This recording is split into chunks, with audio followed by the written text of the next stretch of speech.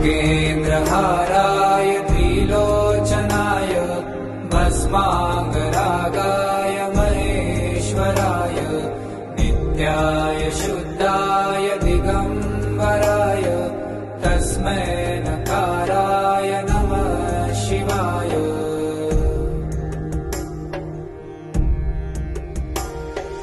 मन्दाकिनी सलिलचन्दनचर्चिताय नन्दीश्वर प्रमथनाथ महेश्वराय मन्दार पुष्प बहु पुष्प सुपूजिताय तस्मै मकाराय नमः शिवाय।